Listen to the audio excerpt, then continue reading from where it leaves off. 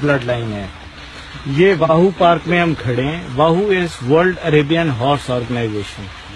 تو تمام کے تمام جانور رجسٹرڈ ہیں اور ہمارے پاس جو عرب ہے اس کی بلڈ لائن میں کچھ ایسے اینیملز ہیں جن کی نسبت نبی کریم صلی اللہ علیہ وسلم کے پالے گئے گھوڑوں تک جا رہی ہے. اس میں کچھ روایت اس طرح ہے کہ آپ نے 11 گھوڑوں کو پالا ہے. ان میں سے کچھ روایت یہ کہتی ہیں کہ 4 دن بھوکا پیاسا رکھا, کچھ کہتی ہیں کہ 7 دن رکھا. تو باڑے کا دروازہ کھولا کہ وہ پانی کی طرف چلے گئے اور وہ چارے کے لیے. تو آپ نے ان کو نام لے کر آواز دی تو ان میں سے 4 واپس آئے. تو جو واپس آئے آپ نے اپنا انگوٹھا ان کی گردن پہ سخت کر دیا. تو وہ نسل در نسل چلتا آ رہا ہے. ہمارے پاس کیونکہ ایک زمانے میں جولک صاحب کو ایک گھوڑا پریزنٹ ہوا تھا جو اسی نسبت سے تھا.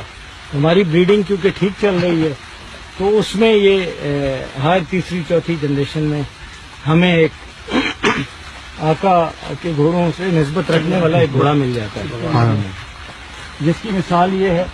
اگر آپ غور کریں یار اس طرح موڑ اسی سارے اس کو نہیں لائے گا. ایک منٹ ٹھہریے گا ذرا. ہاں چاچا اتنے لائے گا اس طرح بس نہیں اس طرح آپ سارے ادھر.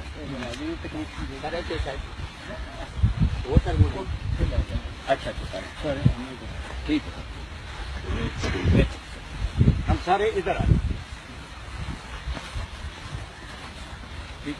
اس پاس سے منہ کر لیں. یہ اگر آپ دیکھیں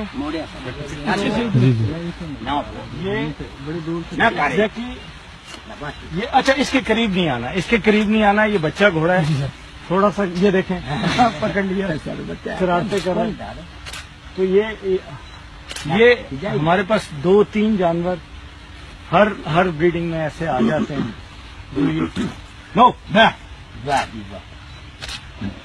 اسٹریٹ اوے اس کو بھی کھانسی ہے.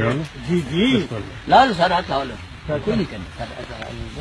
یہ کچھ بھی نہیں تھوڑا ایک ہم تھوڑا سا پیچھے ہو جاتے ہیں نا, تھوڑا سا ہم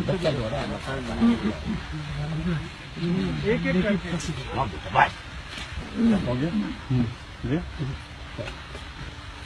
ماشاء اللہ. یہ وہ نشان ہے جہاں پہ آپ نے انگوٹھا مبارک لگایا تھا. یہ والا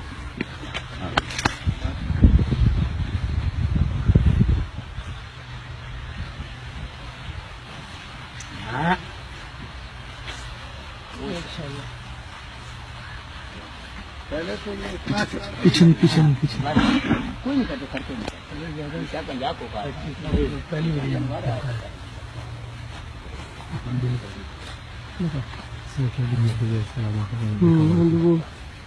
صاحب نے سارے کراس بھی بتا لال لال سر لال